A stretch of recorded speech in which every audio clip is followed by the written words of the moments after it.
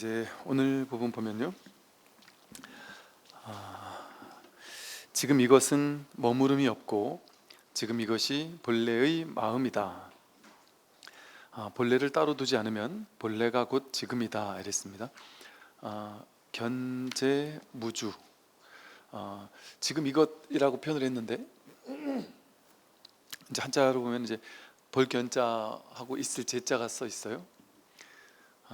이것은 무주다, 머무름이 없다 이랬어요.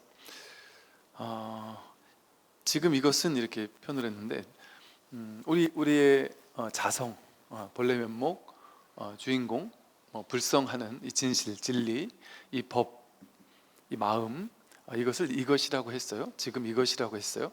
근데 지금 이것은 여기서 한자에서 볼 견자를 쓰고 있을 제자를 쓰듯이, 이거는 이 보는, 본다 이러면 보통 우리가 내가 저것을 본다 이러잖아요. 근데 그건 이제 생각이 개입된 둘로 나뉘는 말이에요. 분별이 이제 쓰는 용어죠. 그런데 이제 자기가 자기 경험으로 보고 듣고 느끼고 아는 것을 가만히 거기에 있어 보면, 생각을 따라가지 않고 그냥 있으면 볼 때 이 봄이 하나가 있어요. 초기 경전에서 보면 볼 때는 보는 것만 있게 하라, 들을 때는 들은 것만 있게 하라, 이런 식의 표현이 그 얘기거든요. 이것이 저것을 보는 것이 아니라 이 봄 이거 하나가 있단 말이죠. 불이법이라는 얘기죠. 근데 이것이 저것을 본다라고 말하는 것은 12처 18개의 분별 망상이다. 그래서 12처도 없고 18개도 없다. 그러니까 불교 교리에서는 이렇게 표현을 해요. 또 선에서 얘기하는 방향으로 또 설명을 해보면, 무언가를 볼 때 우리가 이 세상을 볼 때 보면 내가 세상을 본단 말이에요. 그리고 보이는 세상에 대해서 이것이다 저것이다 이름 붙여놓고, 이렇게 생긴 모양은 이거라고 이름 붙이고 저렇게 생긴 모양은 저거라고 이름 붙이고, 온갖 것에 이름을 붙여놔요. 명과 상으로 이름을 붙인 다음에 이름 붙여놓은 모든 대상에 대해서, 내가 본 모든 대상에 대해서 이건 좋다 저건 싫다라고 자기 생각 속에서 가치 부여를 하고 의미 부여를 해요. 근데 그건 사람들마다 자신이 좋아하는 가치와 싫어하는 가치가 다르겠죠. 그러니까 이제 저마다 자기 업대로, 업식대로, 자기 분별대로 세상을 자기식대로 분별하는 거예요. 이렇게 우리는 세상 모든 것들을 이름과 모양을 만들어 놓고 그것에 대한 어떤 의미를 부여하고 좋다 싫다라는 걸 부여한 다음에 내가 그것을 만났어요. 내가 무언가를 봤단 말이에요.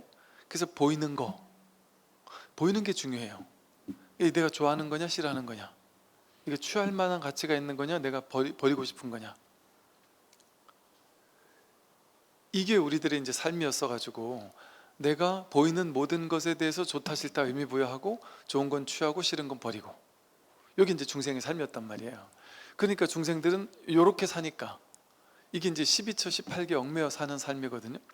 경계에 얽매여 사는 삶이고, 경계에 휘둘리는 거고, 명과상, 이름과 모양에 얽매여 사는 삶이에요.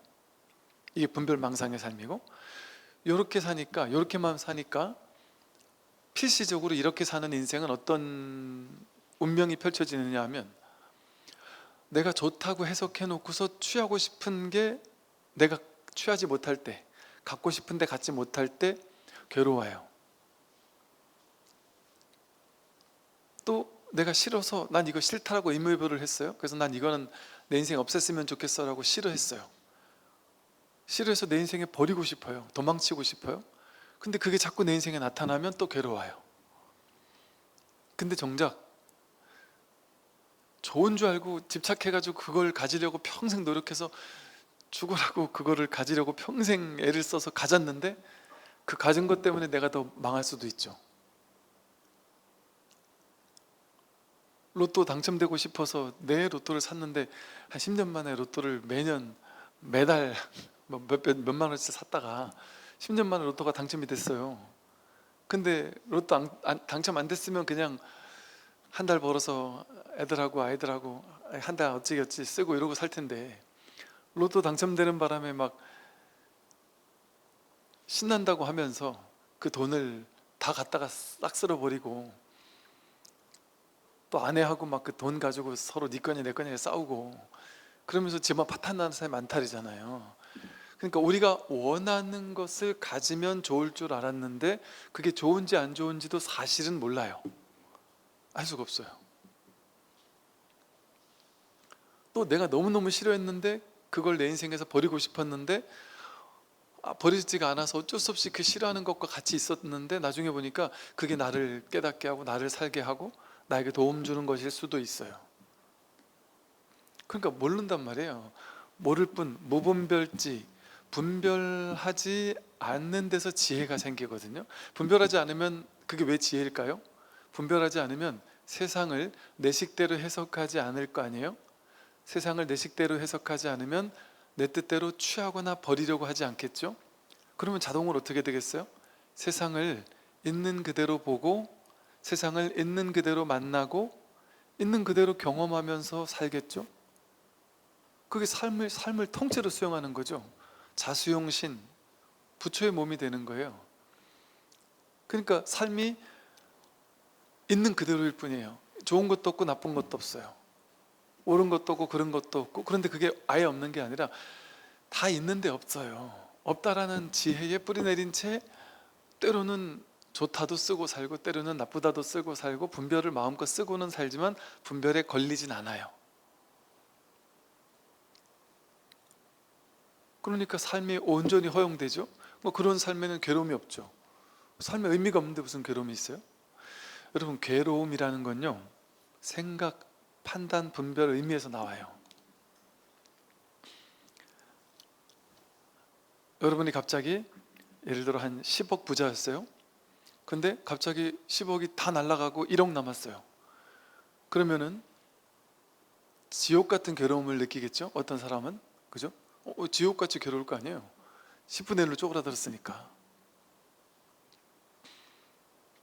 그럼 나는 지금 1억밖에 없는 사람이에요.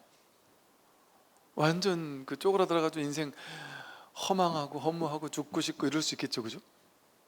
근데 그건 자기 생각이죠. 1억 있어서 괴롭다, 죽고 싶다, 이건 자기 생각이잖아요. 어떤 생각? 비교, 분별심. 뭐가 비교하는 거예요? 그 전에 10억 있을 때와 지금 1억밖에 없을 때를 비교하니까 자동으로 비교되잖아요. 분별심은 업습이 있으니까, 과거와 지금을 비교하니까. 그러니까 전에 10억 있을 땐 좋았는데 지금 1억밖에 없어서 괴롭다, 이렇게 되는 거잖아요. 그 비교하는 마음이 없으면 어떨까요? 그 분별심이 없으면 어떨까요? 그냥 지금 1억이 있다, 대박. 그 1억이 있다, 그럼 왜 대박이에요? 1억 있으면 1억 가지고 어찌어찌 살 수 있단 말이에요. 제가 전에 그 말씀 드렸죠. 어떤 경기도 사시는 어떤 보살님이 본인은 저 허름한 집 하나, 이렇게 그 월세 얼마 내는 거 허름한 그 집 하나 이렇게 있어서 있고, 전 재산이 한 3천인가 4천인가 뭐 그 정도 이렇게 있으셨나 보죠. 지금까지 연세가 있으신데도, 꽤 많으신데도 어떻게든 막 이런저런 일도 하면서 사셨어요. 근데 이제 3천 4천 그래도 이게 있는 게 어디냐, 내 인생에 참 그나마 이거라도 있으니까 내가 이렇게 살고, 이거 다 쓸 때쯤 될 때 되면 뭐 딱 죽었으면 딱 좋겠다 이러면서, 근데 뭐 내가 5천 6천 뭐 7천 있으면 좋겠다 이런 생각은 감히 꿈에도 꾸지 않고 살았단 말이죠. 근데 나중에 보니까 일이 이제 나이가 너무 많이 드니까 이 일을 못 하겠는 거예요. 어디서 일을 써주질 않는 거예요. 그러니까 막 절망에 빠져 있는데, 이제 그때 돼서 딸내미가 엄마한테 통장을 주면서 이거 엄마 거야 이러면서 준단 말이죠. 그거 봤더니 실제 있는 일, 엄마 거라면서 딸이 통장을 주더래요. 그래서 봤더니만 1억이 넘는 돈이 있더래요. 그 본인은 전 재산 3천이라고 생각했는데 한 1억 5천 정도가 돼버린 거예요. 미스테리가 이제 다 풀리기 시작하더래요. 그 왜 그러냐 그랬더니, 동사무소 가서 딴 사람들은 이 정도 가난하면 동사무소 가면 뭐 이것 주고 저것 주고 뭐 쌀도 주고 뭐도 주고 뭐도 막 준대요.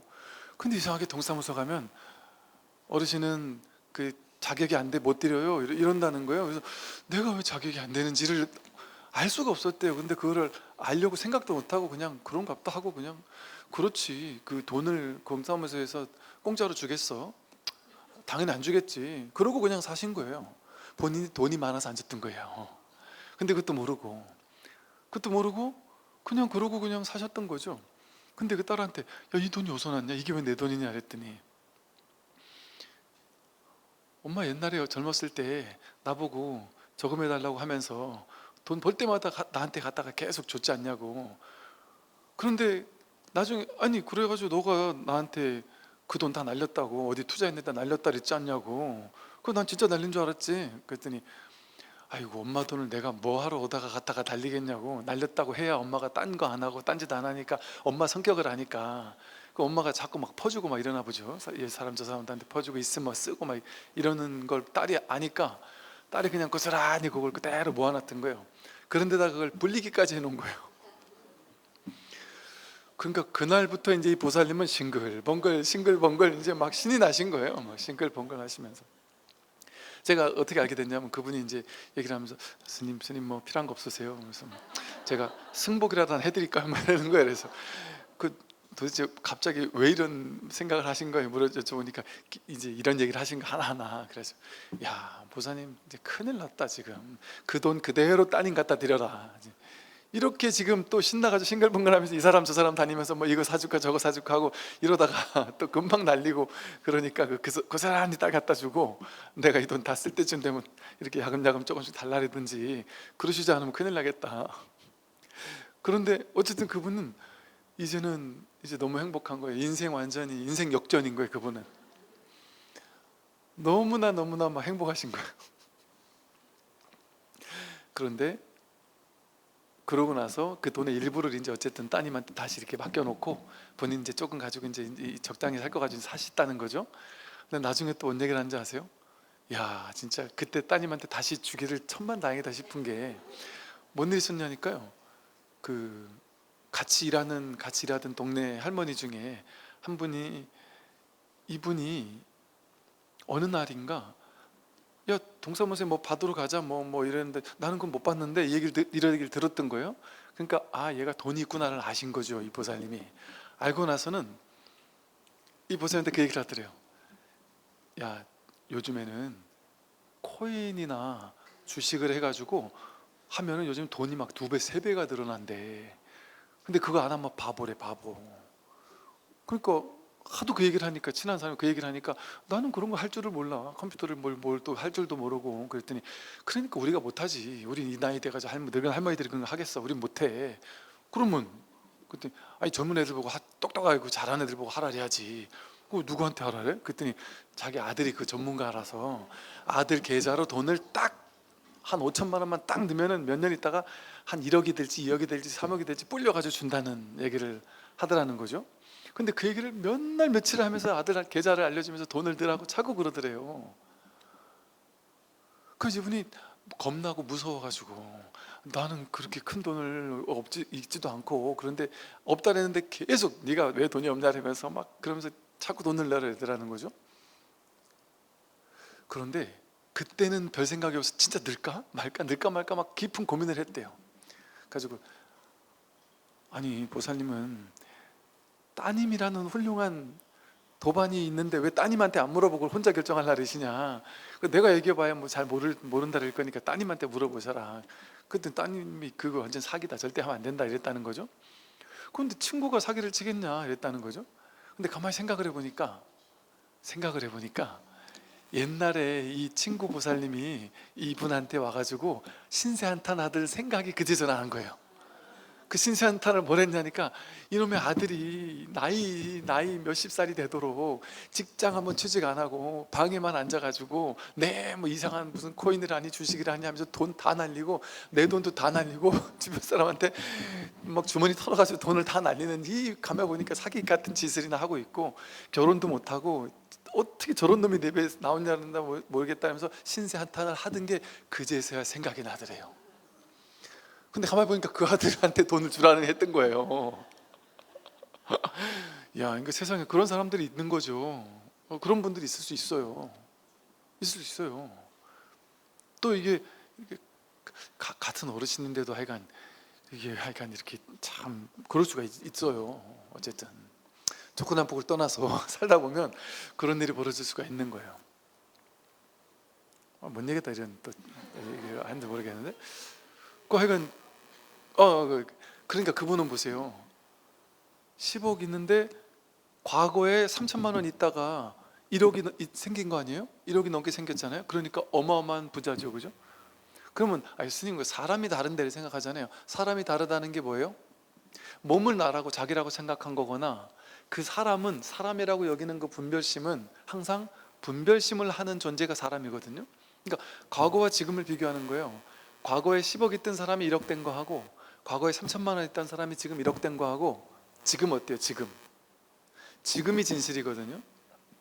지금 똑같아요. 지금이 진실이에요. 과거를 생각하지 않으면 괴로울 게 없어요. 신세 한탄할 것도 없어요. 내가 과거엔 젊었는데 그 생각하니까 지금 아프니까 괴롭죠. 과거가 없으면 그냥 지금뿐이에요. 지금 이 나이에는 여기저기 아픈 게 당연한 거고 문제가 없어요. 아픈 그대로 문제가 없어요. 돈이 없는 그대로 문제가 없어요. 즉 있는 그대로 보기만 하면 이게 견이에요. 볼 견자, 본다. 그냥 있는 그대로 보는 거예요. 과거로 걸러서 보지 않는 거예요. 남들과 비교해서 보지 않는 거예요.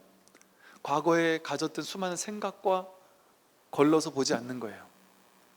그냥 본다라는 건 뭐냐면, 그러니까 이 말은 뭐냐면요, 부처님 말씀하신 정견, 바르게 본다, 부처님 말씀하신 지혜롭게 사는 방법, 그게 뭐냐?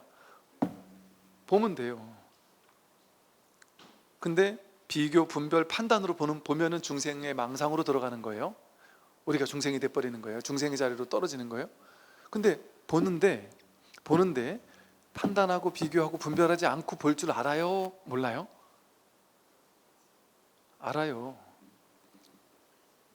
이 소리를 듣는데 이 소리가 좋으니 나쁘니 종소리니 무슨 소리니 해석하고 들을 수 있죠, 그죠? 근데 해석 안 하고도 조절을 들을 줄 아는 이 자각의 성품, 깨어있는 성품, 알아차림의 성품, 이 소리가 낫구나 하고 아는 마음, 이 알의 성품, 이게 뭔지는 몰라도 상관없어요. 이게 좋은 소리인지 나쁜 소리인지 몰라도 상관없어요. 이게 뭐 데시벨이 얼만큼인지 몰라도 상관없어요. 그냥 이 자각의 성품은 누구나 똑같이 있잖아요. 이게 중요한 거예요. 요걸 견이라 그래. 견. 본단 말이에요. 이걸 본다 그래요. 거울처럼 비춘다 이래요. 보이는 거 그대로 다 보잖아요. 근데 보고 나서 저건 좋고 저건 나쁘고 요거는 중생의 분별로 들어가는 거고, 뭔지 몰라도 볼 줄은 알잖아요. 뭔지 아는 건 어리석은 거라니까요. 알아가지고 아는 거에 집착해서 저건 집착하고 저건 버릴 거야, 이게 망상으로 들어가는, 중생으로 들어가는 거예요. 근데 그 분별 없어도 볼 줄 아는 성품이 있잖아요. 우리 누구나 그것만 있으면 돼요. 보세요. 이게 이런 말 좀 거시기 한데, 노망을 뭐라 그러죠? 좀 세련된 말로? 치매도 세련됐나? 모르겠네. 예? 뭐 그 비슷한 거 하여간, 예. 약간 치매가 왔든지 하여간 뭐 이게 노망이 좀 왔든지 이랬다 쳐보잔 말이에요. 그러면 치매가 오면 괴로움이죠. 근데 치매가 와도 불성은 살아있어요, 없어요? 불성은 살아있죠. 이놈이 나한테 엄마 이러고 아빠 이러고 왔단 말이에요. 근데 어이구 누구세요? 이런단 말이에요. 그럼 얘가 아들인지 아들이 아닌지는 몰라요. 이제 치매가 걸려서 아들이 왔는데도 아들인지 아닌지는 몰라요. 분별을 할 줄 몰라요. 분별심이 딱 끊어졌어요. 아들인지 몰라요. 근데 누가 와서 아빠 이러고 찾아온단 말이에요. 근데 그건 알아요. 누구세요? 할 줄 아는 그 성품은 깨어있단 말이에요. 치매가 걸려도. 치매 걸려도 상관 있을까 없을까요?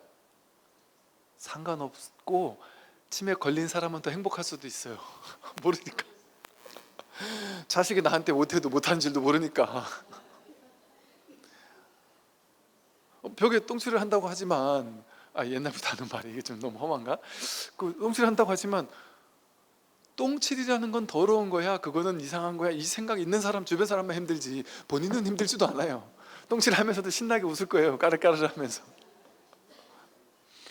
분별이 없으니까요.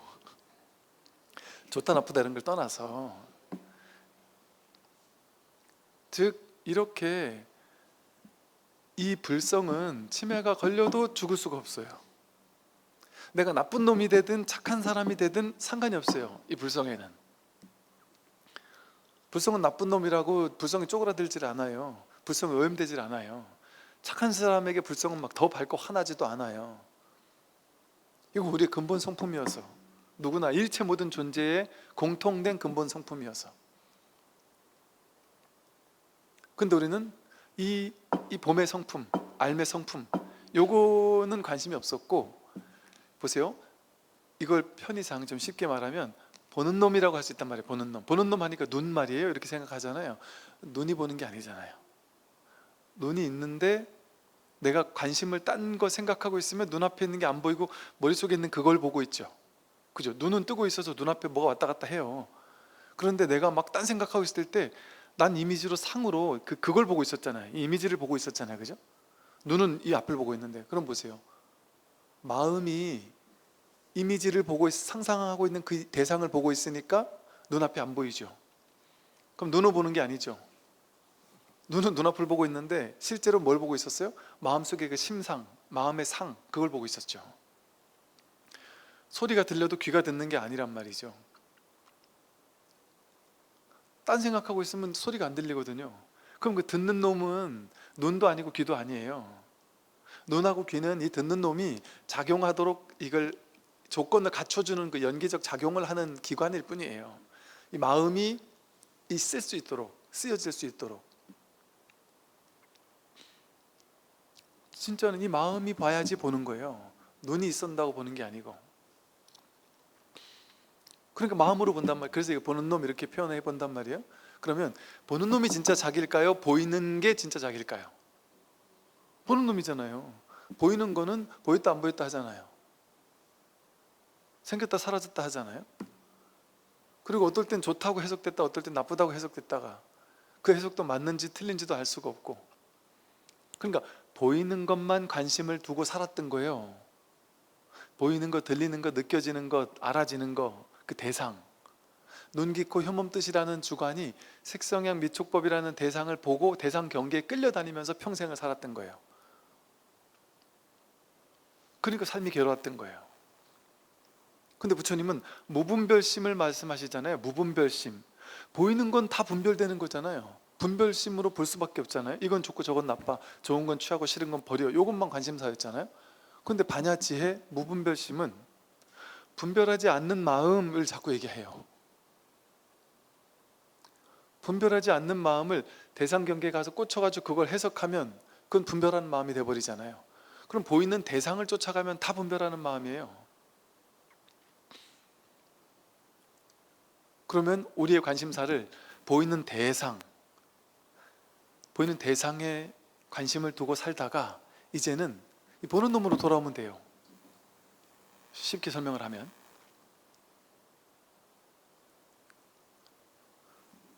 이거 내 손이죠. 내 손은 보이는 거예요? 보는 놈이에요? 보이잖아요. 이거 내가 보고 있잖아요. 그럼 얘는 대상 아닌가요? 얘는 보는 놈 아니죠. 보이는 거죠. 이거 보이는 거잖아요. 이게 보이는 거예요. 이거 대상 경계예요. 얘도 몸이 내가 아니에요. 진정한 내가 아니에요. 진정한 나는 이 보는 놈이 진정한 나예요. 보는 놈은 건데 볼 수 있어요? 보는 놈이 눈을 통해서 대상을 본단 말이에요. 근데 보는 놈이 어떻게 생긴지 볼 수 없죠. 근데 이 보는 걸 통해 이 보는 놈이 있네라는 건 확인은 돼요. 근데 보는 놈이 어떻게 생겼는지 알 수 없어요. 듣는 놈이 있다라는 건 알죠. 요걸 통해서 듣는 놈이 있다는 건 알아요. 근데 그 듣는 놈은 어떻게 생겼어요? 어디에 있어요? 크기가 있어요? 모양이 있어요? 그게 뭐 젊고 늙은 게 있어요? 보는 놈이? 보는 놈, 듣는 놈은 젊은 것도 없고 늙는 것도 없죠. 그러니까 여러분은 나이가 들어도 몸은 나이가 드는데 이놈은 나이가 들 수가 없어요. 늙지도 젊지도 않아요. 그러니까 나이가 들어도 나이가 들지 않은 것 같은 느낌이 자꾸 들잖아요. 나이 안 든 것 같은데 하는 느낌이 들어요. 그리고요, 여러분, 저 시골에 할머니 할아버지들 같이 이렇게 대화를 나눠보잖아요. 그 연세 70, 80, 90이 된 어르신들의 그 농담 던지는 센스가 있잖아요. 와, 정말, 와, 저런 센스가 저래 나오시나? 그 신기할 정도로 그 센스 감각이 무뎌지지가 않다니까요. 감각이 젊다니까요. 마음은 젊어요. 늙을 수가 없어요. 이 본래 마음은 늙고 젊는 게 없거든요. 다시 보세요. 그런데 보이는 거는 다 대상이에요. 내가 아니에요. 손만 보이는 게 아니죠. 몸도 다 보이죠. 몸도 보이잖아요. 내가 몸을 보고 있는 거잖아요. 그리고 이 몸의 피부만 보이는 게 아니고 몸 안에서 어떤 일이 벌어지는지도 보이지 않나요? 배가 살살 아파라고 말하잖아요. 몸 안을 무언가가 가서 본 거 아니에요. 배가 살살 아픈지 안 아픈지를. 아침에 일어나서 오늘 기분이 좋아 안 좋아, 몸이 가벼워 무거워를 스스로 알잖아요. 이 마음이 비춰본 거 아니에요. 얘가 지금 무거운지 가벼운지를. 그죠? 그리고 피곤하지 않은지를 보아서 아는 거잖아요. 근데 뭐를 봐서 알았어요? 몸에 어디를 갔다가 와가지고 얘가 알았을까요?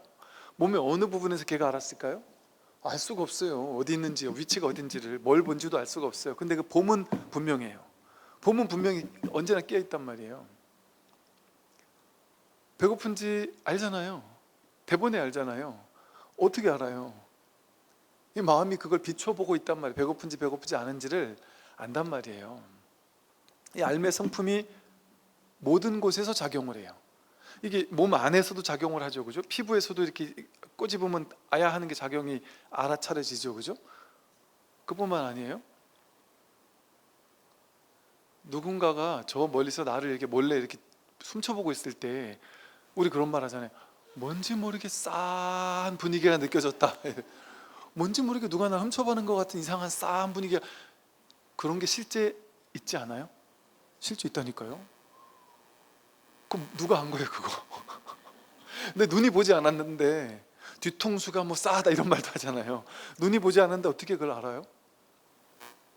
왜? 우리 마음은, 나라는 이 보는 놈은 법신 편만어 법계, 이 법신이어서 법계의 허공의 편만에 있단 말이에요. 허공 전체에 깨어 있단 말이에요. 허공 전체가 자기 몸이에요. 그러니까 저쪽에서 걔네들이 뭔 짓을 해도 내가 뭔지 모르게 이렇게 감이라는 게 있다니까요. 그뿐 아니에요. 예를 들어 얘가 뭔가 엄청난 아이디어를, 번뜩 있는 아이디어, 내 머릿속에서는 도저히 나올 수 없는 놀라운 아이디어 같은 게 나올 때 생각을 딱 비우고 있을 때 이런 표현을 써요. 양자 물리학이나 뇌과학에서도 그래요. 사람이 생각, 판단, 분별을 멈출 때, 옛날에는 이 뇌가 용량이 어마어마하게 큰 줄 알았대요. 그래서 뇌는 엄청난 거를 처리할 수 있다고 생각을 했어요. 근데 최근에 뇌과학에서 뭐라 했냐면 뇌는 우주로 뻗어 있는 안테나와 비슷한 것 같다. 근데 우리가 생각 속에 있을 때는 뇌가 우리 머릿속에 들어있는 그 생각 가지고만 조합해가지고 삶의 지식을 만들어낸다는 거예요. 근데 그 생각을 멈추면 이 뇌 속에 있는, 어디 있는지 모르겠는 어떤 안테나 같은 것이 온 우주 전체로 안테나를 수신해가지고 비움이라는, 고요함이라는 주파수에 딱 맞아떨어지면 내가 평소에 생각지도 못했던, 내 머릿속으로는 도저히 상상할 수 없는 놀라운 아이디어 같은 것들이 번뜩이는 창의성, 창발성으로 드러난다는 거죠. 그렇게 해서 발견된 것이 세상을 바꾸는 기술이 되기도 하고 그런다는 거예요. 그리고 놀랍게도 이런 말은 많죠. 기원전 한 400, 500년, 4천, 5천 년경인가요? 그쯤에 인류의 4대 문명, 5대 문명 하는 게 비슷한 시기에 전 지구 전체적으로 막 일어났다가 그게 비슷한 시기에 어떤 알 수 없는 이유로 딱 사라졌어요. 신기하지 않아요? 비슷한 시기에 비슷한 문명이 일어났다가 사라졌다니까요. 그리고 동양 서양 할 것 없이, 인도 중국 할 것 없이 비슷한 시기에 문자가 발견됐고요. 비슷한 시기에 철기가 발견됐고요. 다 우리 스마트폰 애플이 만들어내니까 삼성도 만들어낸단 말이에요. 오픈 AI가 챗 GPT를 만들어내니까 제미나이도 만들어지고 클로드도 만들어지고 온갖 게 만들어진단 말이에요. 이게 사람이 가서 교류해서 만들어졌을 가능성도 있긴 있을 수 있죠. 그런데 이 온 우주 전체가 하나로 연결돼 있단 말이에요. 이 마음 하나란 말이에요. 근데 마음을 비우는 사람은 그 마음의 주파수랄까? 거기에 이렇게 일치할 수 있는 거죠. 그러면 마음을 읽을 수 있는 거죠. 본래 마음을. 말하자면, 그래서 이 마음의 근원 있잖아요. 근원. 그 마음을 텅 비워야 이 근원에 접속할 수 있단 말이에요. 근원이 이 공한, 이것이 진정한 자기인지를 깨달을 수 있단 말이에요. 그래서 이것은요, 뭐 깨달아야만 일어나는 어떤 일이 아니에요. 어떤 무슨 기자가 이 마음 공부 같은 걸 하고 나서 막 전 세계에 있는 수많은 뇌과학이며 양자 물리학이며 뭐 과학자들이 쓴 논문들을 막 뒤져가지고 이렇게 책을 써낸 걸 읽어봤더니 이 마음 공부가 정말 과학적으로도 다 증명됐다라는 얘기들을 막 하면서 하는 얘기들이, 다양한 얘기들이 있더라고요. 누구든 뭔가 마음이 고요해질 때 세상과 나와의 일체감, 물화일체 같은 것들을 경험한다는 거예요. 깨달은 거 상관없이. 우리도 뭔가 문득문득 어릴 때 고요 혼자 가만히 골방에 있을 때 뭔지 모를 어떤 고요함, 어떤 일체감, 뭔지 모를 어떤 텅빔, 이런 것들을 경험하는 사람들이 많이 있어요. 혹은 그 기억을 잃었을지 모르겠지만 나중에 문득문득 깨닫고 보면 이거 어릴 때 뭔가 감이 있었던 것 같은데 하는 느낌들이 문득문득 기억이 나기도 해요. 운동선수들이 운동을 몰입할 때 생각이 딱 멎는 순간이 있다 그러잖아요. 달리기 하다가 러너스 하이가 오듯이. 그 생각이 어떤 스포츠든 상관이 없어요. 그 스포츠에 온전히 매진하다가 생각이 딱 멈추는 순간에는 전혀 지치지 않고, 축구선수 펠레는 그날의 경기를, 어마어마하던 그날의 경기를 생각이 완전 멎은 상태에서 온몸에 눈이 달린 것 같고 온 경기장 전체가 내 몸인 것 같은 느낌? 그래서 축구 모든 사람들이 어디로 움직이고 있고 공이 어디로 왔다 갔다 하는지가 그냥 저절로 다 보이는 것 같은 묘한 경험을 했다, 이런 표현을 썼다 그러거든요. 근데 그런 놀라운 경험들은 운동하는 선수들은 대부분 많이 느낀다 그래요. 그게 생각이 멈췄을 때예요. 이처럼 뭔가 언뜻 생각 아닌 여기에 대한 감이랄까, 이런 것이 그것을 딱 그걸 불성이다 이렇게 말할 수 없을지 몰라도 언뜻은 이런 비슷한 이 또 다른 이 분별 아닌 세상에 대한 감들이 누구에게나 있단 말이죠. 불교는 이것을 최초로, 인류 역사상 최초로 석가모니 부처님께서 이걸 명백하게 발견하고 이것이야말로 괴로움 소멸의 길을 이구나라는 걸 발견하셨고 경전으로 남기셨고, 그걸 보고 깨달은 수많은 대승불교 논사들이 대승불교 경전을 만들어냈고, 깨달은 분들이 대승불교 경전을 만들어냈고, 부처님 다음으로 2대 부처님들이 기원전 1세기, 기원 후 1세기 경에 수많은 대승불교 경전이 나왔어요. 부처님 열반하신 지 한 300~400년 후에. 그때 부처님하고 비슷한 수준의 깨달은 제2의 붓다들이 나타났단 말이에요.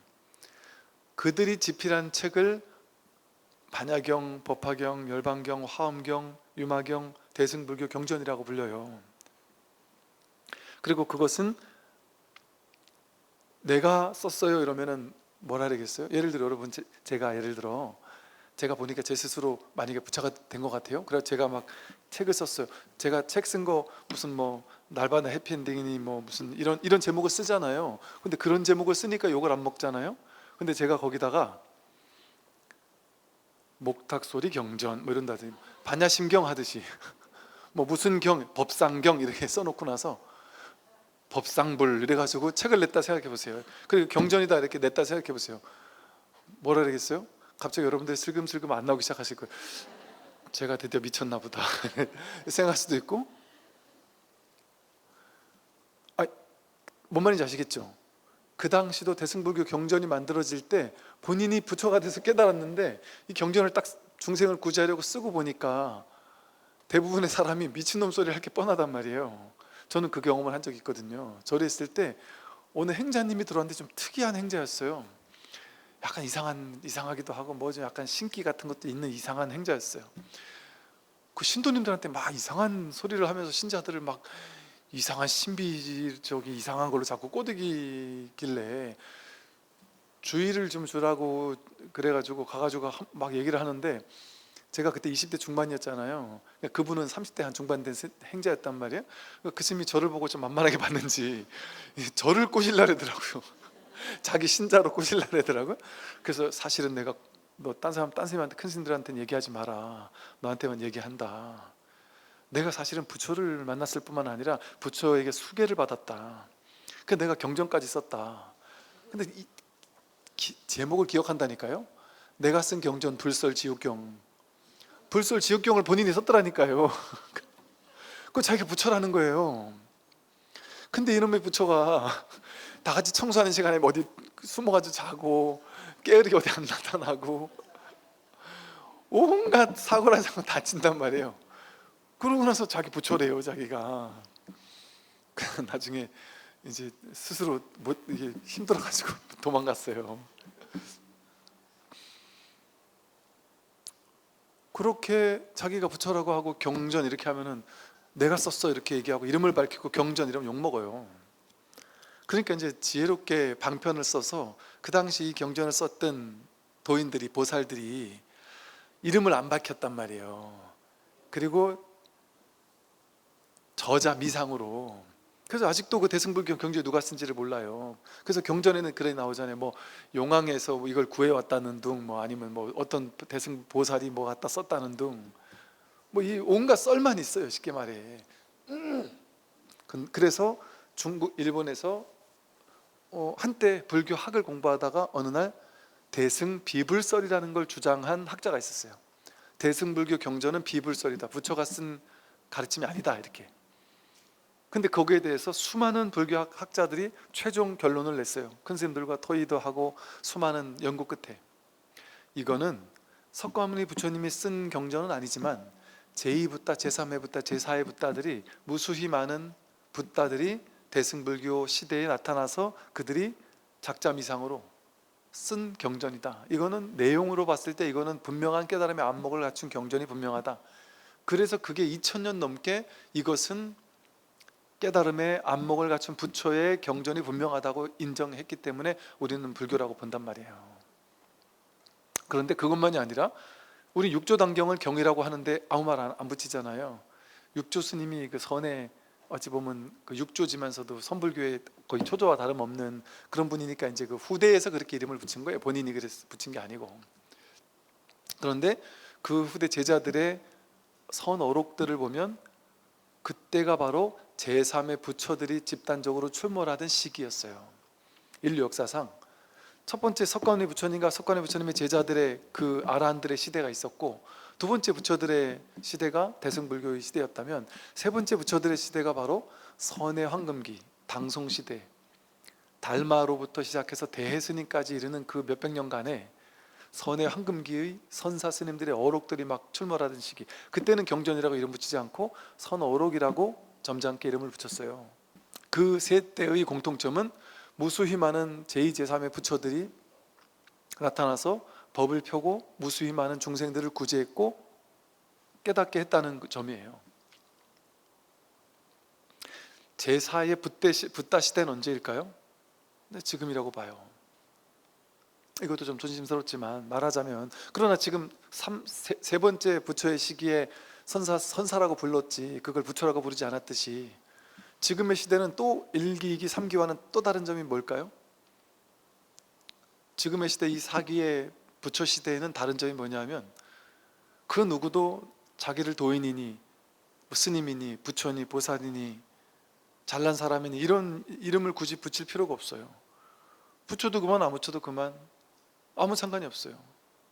이걸 불교라고 이름해도 그만, 불교라고 이름 안 해도 그만. 불교 아닌 사람 중에도 깨달을 수 있으니까요. 깨달으면 안목이 귀할 뿐이고, 그리고 너무나 명백하게 이제는 옛날같이 중생들의 근기가 낮지가 않기 때문에 직설로, 이 직진심의 가르침을 직설로 그냥 바로바로 해도 되는 시대란 말이에요. 어디 가서 옛날 같으면요, 이렇게 직접 이 파격적인 법을 설하는 스님들은 소리 소문 없이 사라진 경우가 많았다 그래요. 육조는 종정인데, 요즘 말로 하면 종정인데도 도망다녔잖아요, 십몇 년을. 그리고 나중에 이제 본인이 힘이 생기고 그랬을 때 딱 나타나가지고 이제 법을 설하고 뭔가 인정받을 그게 되니까 나타나가지고, 그것도 그냥 나타났으면 욕 먹었을 건데, 그 누구예요? 저 깃발이 움직이냐 바람이 움직이냐 했던 그 열반경을 강의하는 그 스님을 만나가지고, 스님이 저의 스승이 되어서 나를 수계를 줘라, 정식으로 스님을 만들어 달라. 그 정식으로 스님을 만들어 주는 절차를 거친 뒤에 내가 이제 법을 당신에게 설해 주겠다 하고, 그러면서 정식 스님이 될 수는 형식적 절차를 거쳤단 말이에요. 사실은 형식적 절차가 필요 없지만 3기 때만 해도 그런 나름의 형식적 절차가 필요했어요.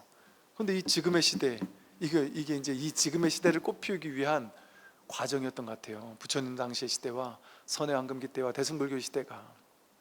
그래서 지금의 시대를 어떤 사람은 또 그래요.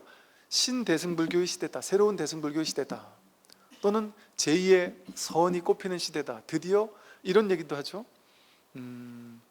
인도에서 싹이 트고 중국에서 막 나무로 자라고 막 열매를 맺기 직전까지 갔다면, 이 한국 불교가 꽃을 피우고 열매를 맺는 모든 부처님 가르침을, 대승 소승할 것 없이 선불교할 것 없이 모든 가르침을 회통하고 화쟁하는, 한국 불교 전통의 회통사상, 화쟁사상이잖아요. 즉 그 모든 불교 교리가 다 하나다, 다르지 않은 가르침이다. 모든 가르침이 전부 다 화합하고 그 모든 쟁론을 하나로 화합하게 하는, 그래서 불교는 결국 이 하나의 진실, 오로지 석가모니 부처님을 가르치든 선의 가르침이든 대승이든 소승이든 전부 다 이 하나의 진실을 얘기한다. 그걸 누구예요?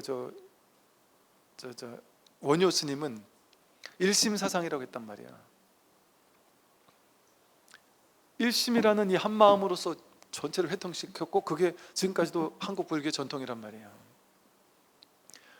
그 수많은 경전의 다양한 가르침들이 이제 이 하나인 불이법, 불이중도, 하나의 마음법, 이걸로 귀일하면서 이것이 이제 드디어 온 세상으로 펼쳐나가는 그런 법이 꼽히는 시대.